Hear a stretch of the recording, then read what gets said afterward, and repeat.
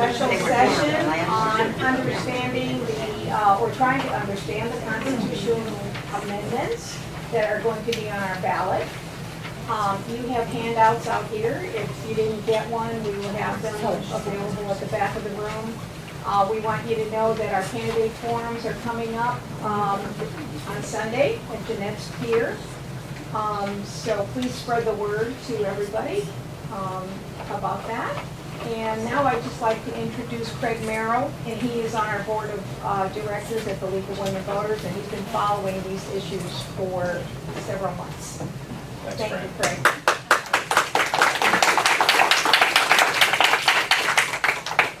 Thank you all for coming. It's very nice of you to spend your evening with us. I'm a Kitty Hawk resident. My wife and I have lived in the Outer Banks here for a couple of years, so we're still kind of newbies. First, I want to tell a little bit, for those of you who aren't familiar, about the League of Women Voters. The League of Women Voters is a nonpartisan political organization. And what we try to do is encourage voters to get active and to be informed about what they're trying to do. And then we also have an arm that tries to influence public policy and outreach. And one of the things we've started this year in the state, which can be very helpful to all of us here, is the vote411.org program. So if you go online and you put in your address, it'll tell you who your candidates are, and you'll actually be able to read a little description, a blurb from your candidates explaining their position on things. So that's useful to know. So the overview, the purpose is to educate all of us, and if you ask me hard questions, to educate me a little more on the amendments. There's going to be kind of three parts to the presentation. I'm going to explain how amendments come to be, and of course we're talking North Carolina state constitution amendments.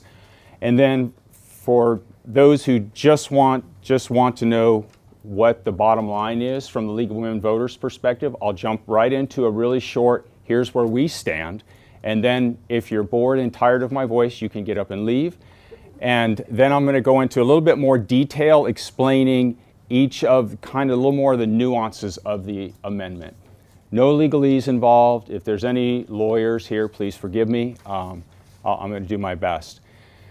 You will see at the bottom of the slide there the punchline from the League of Women Voters is that none of the amendments meet the criteria to be supported by the League, and I'll explain those criteria in a minute.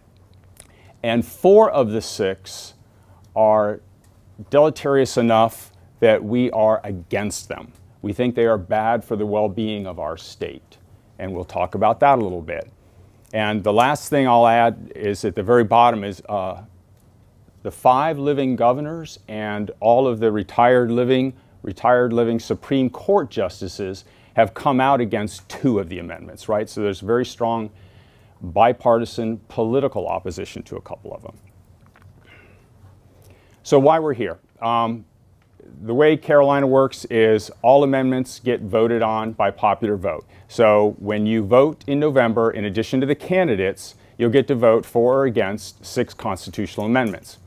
Why is this important? The Constitution is the fundamental document from which all of our laws and policy and politics come from, right? It's not something you want to mess with casually. They have, as the slide says, a profound impact on the future of our state. So I think as informed voters, it's smart that we understand them before we get in the voting booth, because you're not going to learn what they're about reading what's on the ballot. So here they are. If you're a Dare County resident, that's where they're going to be, on the back of the second side of your ballot. They're the last 6 items. I've seen one other county's ballot, and they're also the last one on their ballot. So I assume that's how it's going to be for everyone. So why do we amend the Constitution? We do it to adapt to changing circumstances, right? Things change, countries change, people change. And there's also an understanding that it's a human document, so there's flaws in it, right? The biggest couple being in our U.S. Constitution, slavery, right? And not acknowledging the right for women to be active citizens. So it's not a, if you will, a sacrosanct document. Even the founders realized there was going to be imperfections in it, and they built in a way to amendment. Having said that, there's this tricky balance. You want it to be easy to amend to fix bad stuff, to fix stupid stuff. But you want it to be hard to amend to do silly things, right? So there's this balance. You don't want to just be constantly amending it every year and changing the fundamental document that we go by, right? So there's this balance it has to have. So the League of Women Voter, the National, has come up with what an appropriate and well-crafted amendment looks like. And basically, without going to the bullets, it has to address something profound, right? It's not like you're trying to make a small policy change that you could do with legislation. It needs to be something profound, and it needs to be broad, not something really specific where you're getting down in the weeds like you would with a law or a general statute, right? Where you are, for example, describing the details of the tax code and the different tax brackets. You wouldn't want that in a constitution, right? You want it to be a broad document and leave the detailed statutory stuff to the legislators to go figure out. It's also important that if you make an amendment, it makes the state a better democracy. It takes us forward. It protects people's individual rights, right? You don't want to go backwards, which there's one kind of interesting thing. Do you know we still have a literacy test in our Constitution? We still have, I don't think they can enforce it, but there is still, it's crazy. And this Constitution came into being in 1971 with a literacy test. How many other states have that? I don't know. I don't know. It'd be interesting for someone to, ask you to read, and then you refuse, and then maybe you get the league to go file for you. So the characteristics of a good amendment. It fixes a problem with the Constitution or addresses a serious public policy issue. It addresses issues you can't do through legislation. It's developed using a deliberative process, right? And what that means is there's debate in the General Assembly, there's some discussion, things of that nature, so that you really do pull out the weeds, and you ultimately end up with a document that is enforceable and doesn't have unintended consequences, right? You don't want to write something simple and get it through and realize it has all these weird things that no one accounted for. And that's what the deliberative process helps with. And lastly, that it makes us a better democracy, as I mentioned. This slide is colored a little differently because I'm going to come back to it later on, and you'll be able to use those criteria to make your own decisions on the amendments. So how do we make amendments? How do amendments come to be in our state? There's two ways. One, and I don't know that it's ever happened, is actually having a popular convention. And the way it's a really convoluted process. Basically, the people have to vote on it that they want to have a convention, a constitutional convention. Then it goes to the legislature. 2/3 of them have to agree we should have a convention. If they don't, it's over. If they do, then we can go have a convention about the whatever changes they want to make to the Constitution or rewrite a new Constitution. The way that's happened here, and the normal way for the 27 or 30 odd amendments I think we have, it's drafted in the General Assembly, both houses approve it by 3/5, and then it's ratified. It doesn't go to the governor, right? That's what's kind of interesting. There's 5 or 6 categories of bills that don't go to the governor, so they're not vetoable. I don't know if that's a word, but. So what happened this year? This year they changed the process a little bit. They ratified it, and then we had a little explosion, right? I don't know if you heard, right? We had multiple lawsuits come out. The governor sued, and then the NAACP and an environmental organization sued to stop the amendments, and we'll talk about that a little more. The governor, on his first lawsuit, got a couple of the phrases changed. They rewrote it, called into special session for 2 days, fixed some of those words, ratified it. The governor said, I still don't like it. The Superior Court, the 3-judge Superior Court panel said, we disagree, we think it's sufficient now. He appealed to the Supreme Court, and the Supreme Court denied his appeal. So we had that little extra loop in there. So then the proposed amendment goes to a popular vote, and it's a strict popular vote. You win by 1, it goes into the Constitution. So here's a history of it. A lot of people have asked about it. We're working on a 1970, it's a 1971 Constitution. It's the third one we've had in North Carolina. And you'll see in the early years, there's a lot of stuff going on. And I've labeled that as kind of the formative period. They were sort of working the bugs out of it. But in the last 30 years, you can count, there's been 1, 2, 3, 4, 5, 6, 7, 8, like 10 amendments that have been approved and 1 rejected. Most of the ones you see that have been rejected there have to do with tax and fiscal policy and things like that.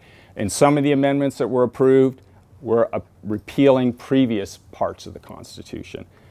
This year we have 6. And so you can see that is a really strange thing to begin with, right? 6 constitutional amendments in a document that's 50-ish years old. So as I promised, this is the short and sweet version. So here's your warning. I'll give you a minute to read that.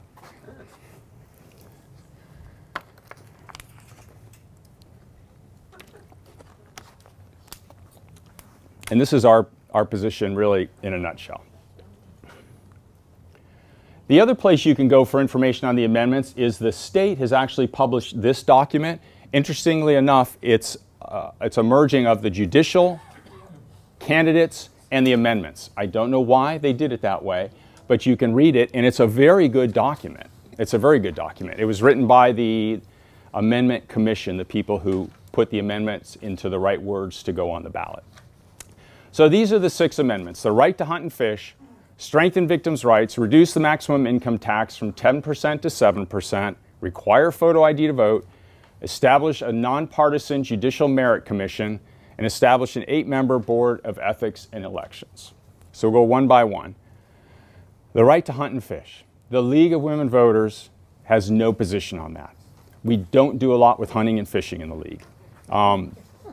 So we may personally hunt and fish, but as a League, we haven't done it yet since I've been to DARE. Do you guys go out hunting? No. We don't go hunting and fishing as a group. Strengthening victims' rights is another area that is not really in our lane, right? Our lane is voting and voting rights and civil rights. This is outside of our lane, and so we choose not to have a position on it.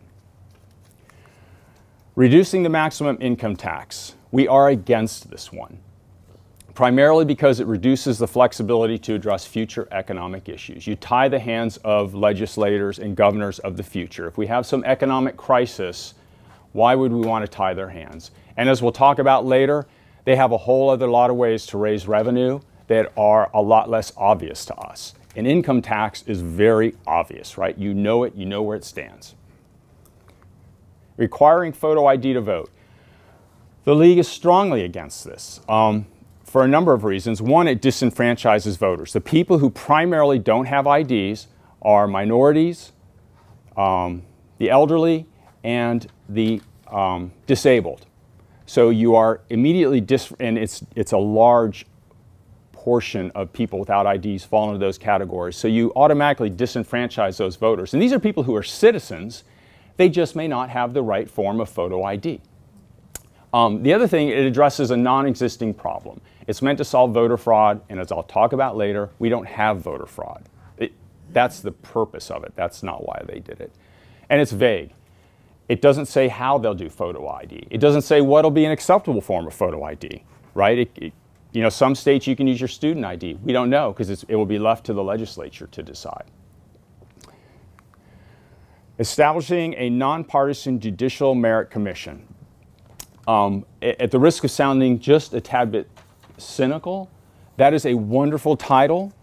That title in no way represents what this bill does, which is one of the things the governor sued over, is that the language was incorrect. The League is against it because what it really does is right now when judicial seats go vacant, the governor fills them by working with a local bar association. They know the best candidates. It is bipartisan. They pick them out. They recommend them to the governor. He appoints them for up to 2 years. This process takes that whole thing and hands it to the General Assembly. The governor is really taken out of it. And the problem we have with that is, right, the 3 branches of government, we get into a conflict of interest because what does the judiciary branch do? They decide the constitutionality of the laws. Well, if my job is dependent on the person who makes the laws, then maybe that affects how I decide whether the laws are constitutional or not. And then lastly, establishing an 8-member board of ethics and election. Again, this violates the separation of powers because whether you know it or not, the Board of Ethics and Elections works in the executive branch under the governor. Right? So this has the legislature essentially picking the members of that branch to work under the governor. Well, that violates our separation of powers in our Constitution. The other thing it does is, any guesses what will happen when we pick 4 people from the majority party and 4 people from the minority party to sit on a board of elections, right? Everything's 4 to 4 are going to be the votes and will be deadlocked. And as some of the people who are on board of elections went through this year, that was very painful getting through some of the election stuff. So it's also vague, which means there's a lot of ways it can be interpreted. So the league is against it. So in summary, for the nutshell, the league only supports amendments that advance and conform to league positions. So we do not take a position on hunting and fishing or strengthening victims' rights. Having said that, we think all 6 of them are poorly written and don't meet the standard for an amendment. 4 of the 6, those last 4, actually are dangerous to our state. They take us backwards, they don't support individual rights, and they're bad for our democracy. And as I mentioned before, Governor Jim Martin, a Republican, in talking about the last 2, the nonpartisan judicial merit and the Board of Ethics, he says this isn't about partisan politics, it's about power politics. It's about the General Assembly essentially taking power away from the governor. And the Supreme Court justices and most of the lawyers in the bar, I believe, have signed this joint resolution saying we are all voting against these amendments. All right, a deeper dive. So this is the slide I'm going to use. There's a lot of information on it, and some of it you may not care about. So if you look in the, there's no good place for me to point, in the box to the left near the League of Women Voters, that's the details of where the amendment came from, what the bill was that produced it, how long it went between the first and second reading, things like that. So the little blue and red squares, and I may regret putting that up there because the number of people have said, I don't know what that means. But I put it up there anyways, and you guys can be my guinea pigs. What I'm trying to show is how partisan the vote was that approved the bill. Very obvious. Okay, thank you. So the way that works is there are light red and light blue on there. Those are the seats held by Republicans and Democrats. If they voted for the bill, I made them dark. Right? So you can look on this one. If you look at the Senate, you'll see all but 2 Republicans voted for this non-existent bill and 7 Democrats. And then if you look at the bottom, if you're a baseball fan, that's kind of your box score, those 3 numbers. And it's like it says 41, 6, and 3. That means 41 voted in favor, 6 voted against, and 3 didn't vote. Right? So, and the last part, the meat of it at the bottom is the discussion, where I'll tell you where the bill comes from, what some of the pros and cons are. And then up in the right-hand corner is what I call the criteria, and it says CFM. Those are my initials, and that's how, if you pass one of those out, and sir, you hand those out. That's how I evaluated the bill. And I'm giving you all score sheets right now, so you can evaluate them on your own. What we're evaluating them against is, you remember the colored sheet I showed you before that had the 5 criteria, or 6 criteria? Those are all on this sheet. So you can look through as I talk. You can challenge me if you think I'm heading in the wrong direction, or later you can go back and do homework on your own and see what parts of the bill are good or bad, right? The idea is for you to be a smart, educated citizen and to make an objective decision. All right, so here we go. I'll go really slow. Thank you. So this first one is to protect the right to hunt and fish. It was brought in by Senator McGinnis, and you'll see what you're going to see on this is things that you see over and over again that I'll try to bring home is if you look at when it's, for example, this bill was introduced in the Senate in June of 2017. All right, it sat there for close to a year in committee. It comes out, goes to its second reading on the 20th, which is in theory between those readings is when you have debate and dialogue. It goes to the second reading on the 20th and the third reading on the 20th. If you go to the, and you can find all this information, it's kind of cool. If you go to the legislature's page, what you'll find is there is 1 minute difference between the second and third reading. Right? So that's a hint, there's no more. That's a hint that there probably wasn't a lot of debate on the subject. So this is the problem. Again, this is not an area the league is involved in, but I underlined them and you saw them. The concern is that exactly what does traditional methods mean? We have laws now that prevent cruelty when you're hunting. For example, I don't think you can trap a lot of animals, and as the gentleman said, you can't poison them. But if that is classified as a traditional method, then maybe you will be able to. One of the things that sort of supports environmentalist concerns about that is 2 amendments were brought up during the debate of this bill that tried to put words in that said you will not use traps, you will not poison, da da da. Those amendments were voted down. So I did get a hold, by the way, I tried to contact every person who sponsored a bill. I emailed a couple times, I called them, and Senator McGinnis is the only office that responded, right? No other office will respond. But his office said their concern is that animal rights organizations are working to restrict or prohibit hunting and fishing. And they gave me a reference to PETA and the ASP, American Society of Prevention of Cruelty to Animals in Arizona. This is about federal lands or anything, or is this just No, land? state. They pointed to 2 state issues where they tried to stop or change hunting laws. So that's his purpose. The language you have pointed out is what I think alarms some people. And at the bottom, you'll see that there was no debate. And then for whatever reason, my thing is cut off here, but this is Craig's score. And if you look on the score sheet, I put recommended ways to score. You could put it 1 through 5, right? You could put it yes or no. This is your own thing, so whatever works for you. I was just trying to give an idea of what I had in mind. I do yes or no because I'm a pretty simple guy. It doesn't fix the Constitution. Can't be dealt with in legislation or politics. I didn't have an opinion on that. It wasn't deliberative. It's not enforceable. It wasn't written to minimize unintended consequences.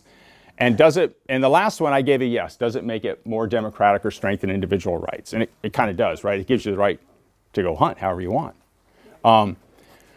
So there you go. And you can see it was a fairly, it was slightly partisan, not as much as some of the others. All right, here's the next bill. Provide better protection and safeguard to victims of crime. Again, if you look at the second and third readings, you'll see there's like a day between them. It's another one. This is based on Marsy's Law, and it is spelled M-A-R-S-Y. And Marcy was a young woman who was murdered in California in the early 80s. And the man who murdered her was put on parole or got out on bail right afterwards. And her mom is walking through the grocery store and sees him. And so her brother, who is now a billionaire, has now got a very large a lobbying organization. And they're going state by state, changing constitutions to strengthen victims' rights. In other words, their concern is his mom should have had more notice of what was going on with that guy. She should have not have been exposed to the criminal justice system that way. So what it does is it gives victims more say in judicial proceedings. This is controversial even among the knowledgeable people, because what's the financial impact to local districts, right? Right now, if you listen to our district attorneys, they will tell you they're significantly underfunded. This burden falls on them, right? Because they're the ones that have to notify. They now have to have more victim outreach people, more counselors to engage with the victims. It maybe slows down the process. One of the concerns some of the civil rights organizations have is right now, children, juveniles, are protected in the court system, right? What does this mean when a juvenile is convicted of a very serious crime? Do they no longer have all those protections that you would have as a juvenile because the victim gets to know everything about it? It's kind of beyond my scope, but the problems I see going from a league perspective, there was no debate, very little debate, and the law is vague. All right, so I give it a bunch of no's. And whether it's more democratic or strengthen individual rights, that's a tough one, right? Because if you're the victim, this strengthens your right? It gives you more insight into what's going on. If you're the alleged perpetrator, it takes away your rights because maybe you're not guilty, right? It's all kind of, we sort of start off assuming the bad guy is guilty. Well, maybe you got the wrong guy. But if you want to read about it, I suggest do Marsy's Law online. Ours is a much milder version than some of the other states. Some of the other states have many other aspects of it that we don't have. And you can see this one was bipartisan, introduced by Representative Earl, who is a Democrat from the 101st. Limiting the maximum income tax to 7%. And this whole bill is written right here in the discussion. The rate, which is kind of cool, right? You never see that in amendments. You can read the whole thing in a sentence. The rate of tax on income taxes shall not in any case exceed 7%, and there shall be allowed personal exemptions and deductions so that only net incomes are taxed. So what's the background? Right now, North Carolina is limited to 10%, and our current rate is 5.499 or 5.5%. The original bill was going to try and reduce the maximum to 5.5%, exactly where we are now. That did not make it through the House. The NAACP lost their suit to block this. So the NAACP, I thought, had a really kind of interesting approach to the lawsuit, right? They sued on this one and 3 others, wrapped them together. Their number one argument was this legislature was formed by a gerrymandered process which has already been found unconstitutional, right? Federal government has said it's unconstitutional. They're like, ergo, you can't change the Constitution, right? I thought that was brilliant. But that did not hold water. And the reason it didn't is the court that was overseeing it, the 3 judges from the Superior Court, said that is above our level. That's above our pay grade. It needs to go to a different court to make that argument. But they did look at their other arguments that they are vague and poorly worded, which the governor also had. And they lost on that as well for this one. So where are we now? Just a little income tax history. No formulas, no W forms. This is kind of the recent history of North Carolina. Back 2009 to 2013, we had a graduated tax, right? Similar, if you will, to the federal, where the more you make, the higher the rate you pay on the top end of your income. In 2014, we went to a flat tax at 5.8%, and that's what we have now, is a flat tax. Legislation can set that to be whatever they want as long as it's below 10%. And right now it's 5.5%. Here's one of the reasons the league doesn't think this is a good idea. Well, first off, a flat tax puts a larger burden on the poorer citizens of our community, right? Since every dollar gets taxed the same. So it already puts a fairly large burden on those who can least afford to pay it. The other thing to look at, and I totally realize these dots are too small for you to see, but the one with all the dots is average combined sales tax rate for every state in the nation. The blue dot, if you can make that out, that's North Carolina. So we're sort of right in the middle of what the effective state sales tax is, right? We don't have a high one, we don't have a low one. The other thing you can look at is these 4 show where the income for the state comes from, broadly speaking. So property tax, I'll use round numbers, is 25%. General sales tax is 25%. Income tax is 30%. Corporate is 3.5%, because we lowered that recently. We have one of the lowest, maybe the lowest corporate tax rate. And then other taxes are 17. Well, what are other taxes, right? That's your excise taxes when you get your tag on your motor vehicle. That's liquor, utilities, if you get a license to run a business. So my point is, and the league's point is, if we fix the income tax, they can do whatever they want with these. And these are much more nefarious because you don't see them, right? They're kind of, I call them hidden taxes. You don't see your excise taxes, and guess what? You don't have a choice. You have to register your car, right? In my case, I have to buy beer, and that just is not fair. So they're going to get the money out of us. They're going to get the money out of us, and by limiting the state income tax, we simply force them to choose methods that are, one, less obvious to us, and two, have a much greater burden on those who can least afford it, right? Because everybody pays the sales tax. Everybody pays the excise taxes. So continuing on. So the concerns. There was no substantive debate. You can see there's 1 day between the second and third readings for both houses. As we said before, it limits state options to future legislators. This does not reduce our state's financial obligations, right? This doesn't say the state can't spend money. It just says you can't get your income from income tax. It may lead to an increase in the hidden taxes, and it shifts the tax burden more to lower income people. So my view is it doesn't fix the Constitution. It could be dealt with legislation, so that's another no.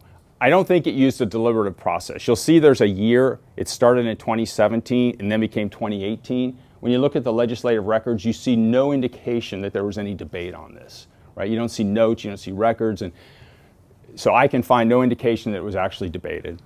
If you see my circles, you see it was a very partisan, right? In the House, not a single Democrat, and all but 3 Republicans voted for it. And in the Senate, 3 Democrats only voted for it. 3 out of, I think they have 13 or 14. Written in an enforceable manner? Well, yeah, it's enforceable. So I have to give it a yes on that. Will it minimize unintended consequences? No, because there's other ways people can tax. And then lastly, does it make us more democratic or strengthen individual rights? I don't think it does. All right. Require photo ID to vote. This is one that's hard not to get emotional about when you read the details because there's no good intentions here. Photo ID, the only legitimate purpose of photo ID is to prevent voter fraud. Photo ID doesn't keep somebody who is a felon who shouldn't vote from voting. It doesn't keep someone who isn't a citizen of the state or isn't from voting. It just keeps you from pretending to be someone else and vote, right? That's what photo ID does. And if you look at what is underlined here, in 2016 election, there were 2 cases of fraud out of 4.6 million votes in our state. 2, right? You can't put enough decimal points on that to see what the percentage of fraud is.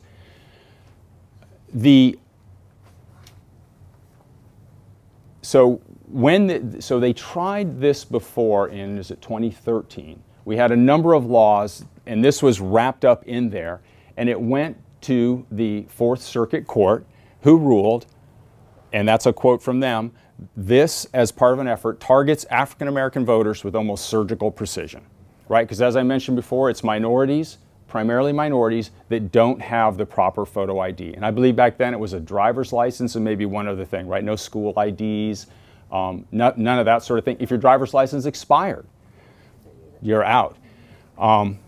So NAACP, as part of their lawsuit, sued to block this one, and they also lost. So what are the concerns? The concerns are what the federal court has already found and what the Supreme Court lets stand, really, is that it is intentionally racially discriminatory to support partisan objectives. Does that make sense? The notion being that, and how do we know this? Because they turned over their emails that say this. right? They have the emails where the General Assembly is going through the records and they want to know, well, how many African American voters are in this area are Democratic? How many of them do we not think have the right credentials, right? I mean, they have these crazy emails that all but say that's what the intention was. And then, as I mentioned before, a 2014 GAO estimate estimated that ID laws reduce, voter laws reduce turnout by 2%, and elections are decided by less than 2%, and that it focuses on new, young, and minority voters. As we mentioned before, it has potential to disenfranchise many North Carolina voters. Right now, estimates that have come out is they think there are in the order of 200 to 300,000 North Carolinian residents who will lack a proper ID. Now, we don't know they'll lack a proper ID. Why don't we know? Because it's not in the amendment. It'll be decided by legislation later. They just say photo ID. That's all it says. So they can decide later what that is. The other thing that's really interesting is I think they're planning on giving them away free for people that are indigent or poor. But a study in Stanford shows that free isn't free, right? If you're trying to put food on the table, how do you take 2 hours off to go to DMV and get a license? Now, by the way, you go to DMV to get a license, you don't have a birth certificate. Right. Ah, well, that's going to cost you $50 perhaps, and how much time? Oh, you're born in Virginia, right? So you can see how it becomes a very big hurdle to get through all of these things. So they estimate the cost is really $7,500 to $1,500 for a person to get that, and that was back in 2014.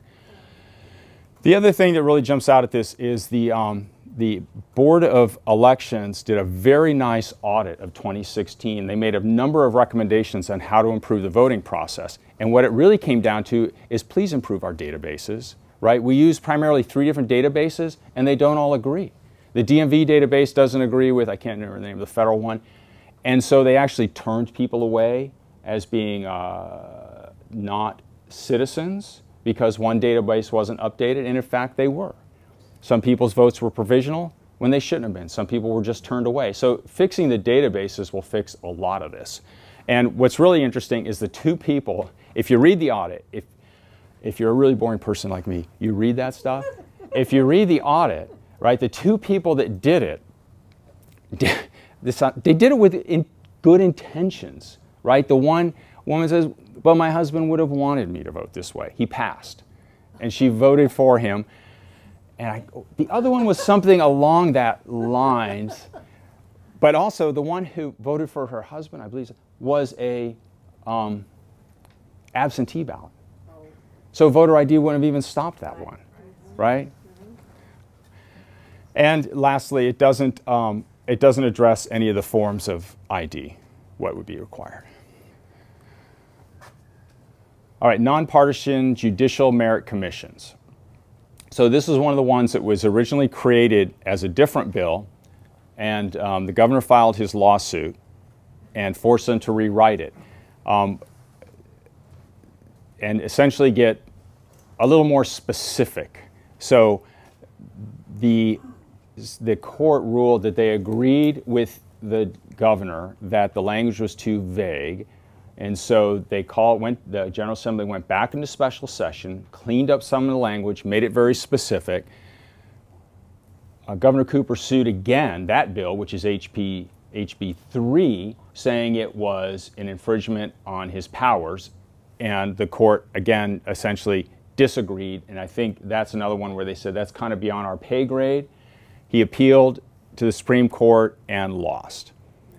So this is one of the ones, and we've underlined there, bipartisan opposition. All 5 former living governors, Democrat and Republican, all Supreme Court retired justices opposed this amendment. What it essentially does is take the whole judicial process and makes it work for the General Assembly. And the General Assembly, let's say there's a judge that retires early or something like that happens. When they pick a new judge, the General Assembly has to give the governor 2 choices. So they winnow it down through this bipartisan commission. They pick 2 choices. The governor has to pick one of those. And it's also the bill that picks those 2 choices is a bill the governor can't veto. So he's got 10 days to pick one or they will. right? So the difference, as I see it, there's two differences. One, he used to go to the bar, the local bar, and the bar is fairly nonpartisan, as I understand it. It's a mix. They would winnow it down and vote and pick to some subset of justices. And more than likely, if he's a Democrat, they're ultimately going to give him Democratic justices. But that was a bipartisan, and it comes down to him, and he picks them. That justice is seated for a maximum of 2 years, right? So there is a little partisan twist there. The difference is, I think we would argue, is that what some of the more senior justices really do is decide the constitutionality of the laws that the General Assembly creates. Because the governor doesn't create any laws. He essentially just executes them and governs the state. So what that gives the General Assembly the ability to do is to winnow it down to justices. I mean, this is exceedingly cynical on my part, but this is kind of a worst case, looking at it worst case, not so much cynical on my part. The worst case is they can winnow it down to justices they know will support their legislative agenda. And the other thing they do is, it is possible, because the way they change the seating is they could pick a guy or woman and put them in the seat for 4 years instead of just 2.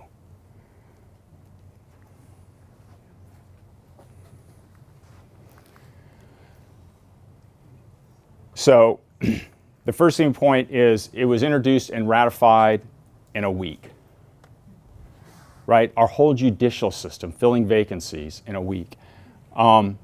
The new bill was like 3 days, right after the governor won his veto, and then they called into special sessions. That took 3 days. Now, that doesn't mean it was 3 days of debate. That just means it's 3 days on the calendar.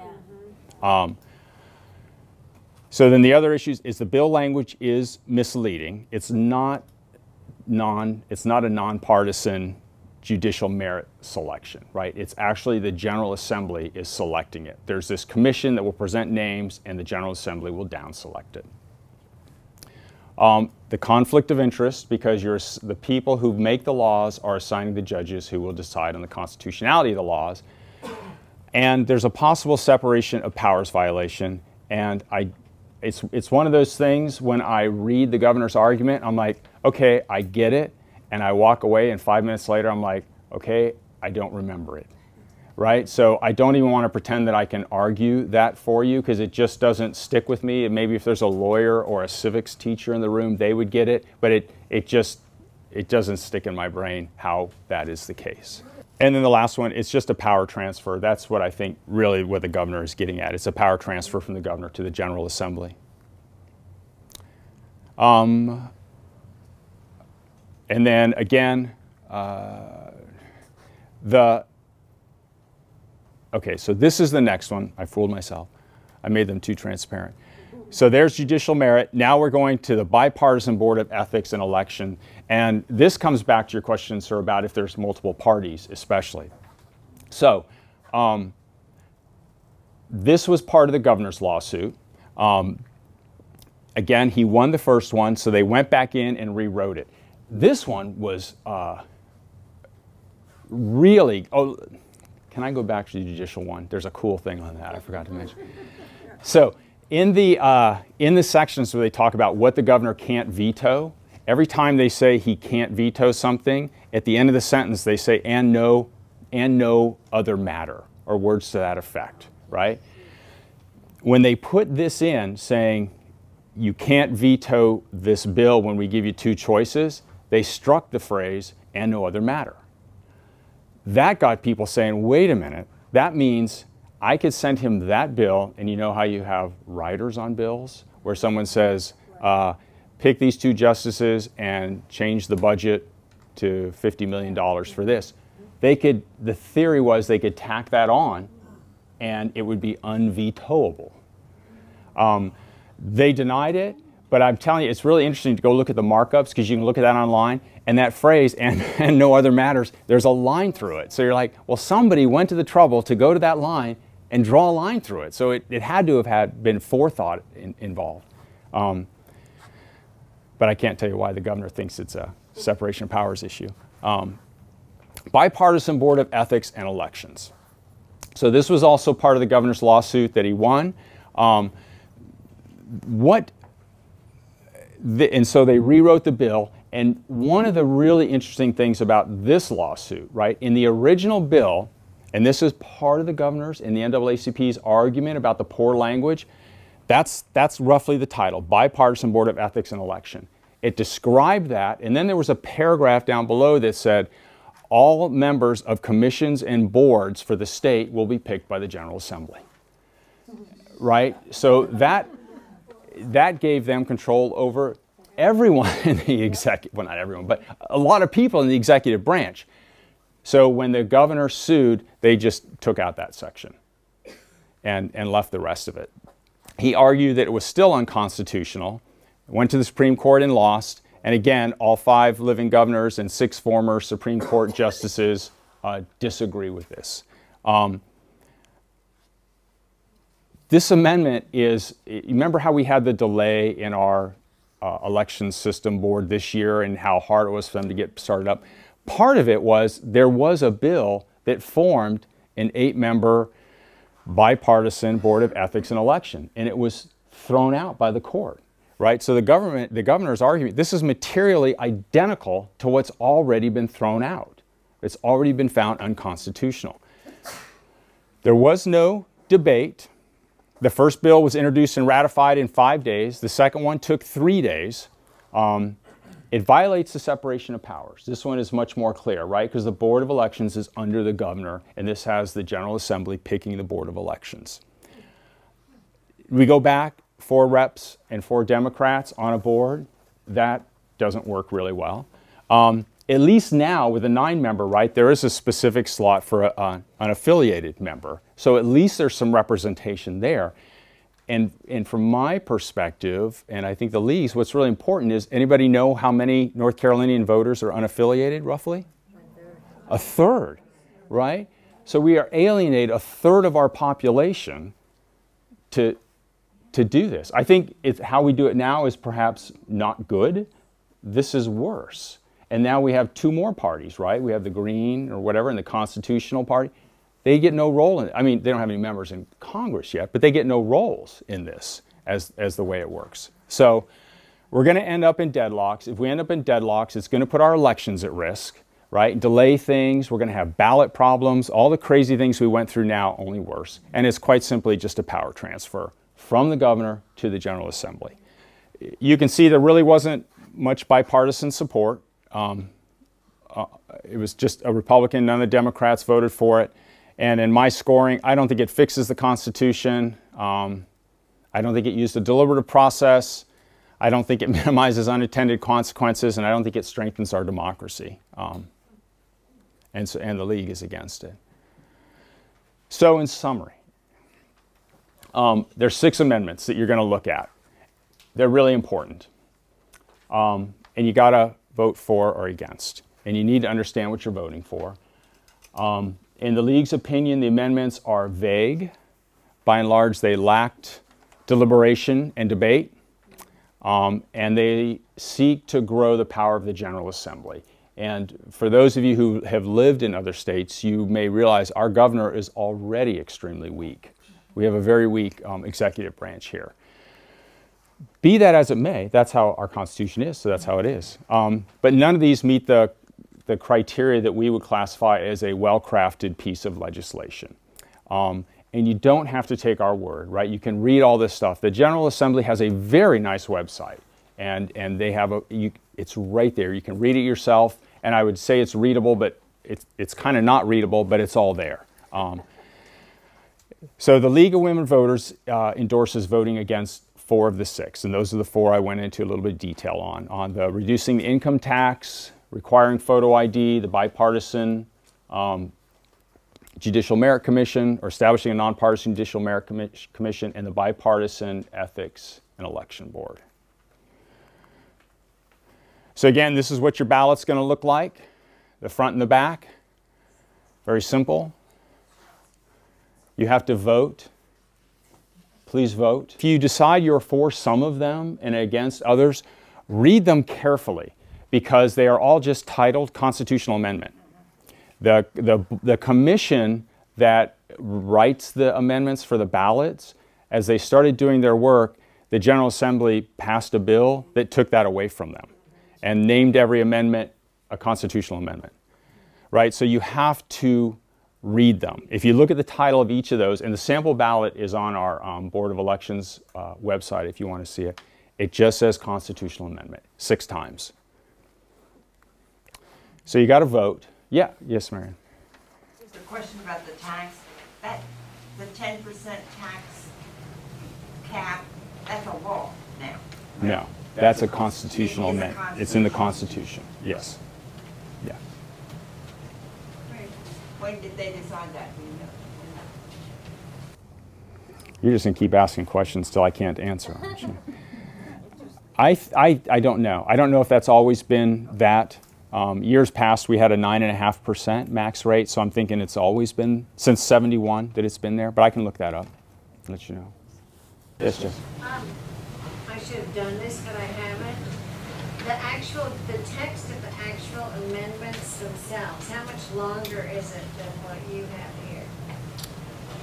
here? It's much longer. On the ballot? The ballot's short, but the actual amendment is much longer. Yes.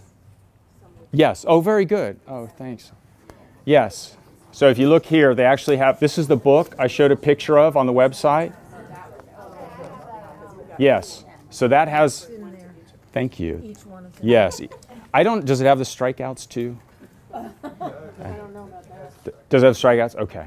Yeah, I was going to say something. I heard this on NPR, that on federal lands now, the right to hunt and fish, you're allowed to kill the mother bear and leave the cubs. And that was a new law that the Trump administration put in. So just the right to hunt and fish sounds kind of like, so just wanted to throw that out there. Yeah. Thank you. Any other questions or points? Have you seen any trending data on these? I have not. No, I have not. Wait, I take it back. I've seen the one on the photo ID. I take it back. Now it's 60-some for Yes. 30-something. Yeah. I haven't seen any trending data, but the 2 ballots that have come out is, regardless of your party affiliation, people are overwhelmingly in favor of the photo ID. And there's only one group that isn't, it's African Americans, who I think they're 43% in favor. But I want to say Republicans are in the 70, 80, Democrats are 65% in favor, because I don't think people understand. It sounds like a good idea, right? What could be wrong with a photo ID to vote? What could be wrong with it? And then you sit back and say, but people don't have IDs. And it doesn't fix a problem we have. I have a question about that. Okay, it'd be a rare situation, but there are people for religious reasons will not allow your photo to be taken. Now what? That's a great question. Yeah, that's really interesting. I hadn't even thought about that. Yeah. Thing. A Muslim that's a citizen that wears a burqa. There you go. What do you do there? Right, right. And all the details aren't there. So the other thing, which I kind of didn't go into, is I have a problem with some of this, is I think they're going to put a lot of lawsuit costs on the state, right? For the last time we went through this, I'm trying to remember the number, but I want to say it was $26 million fighting those vote-changing lawsuits last time. So it's going to be a fiscal burden and a time burden. If you have any questions, you can send them in to our Facebook or website, and I'll get back to you. I really appreciate your time tonight. I know this isn't the most exciting subject in the world, but it is so important. Thank you.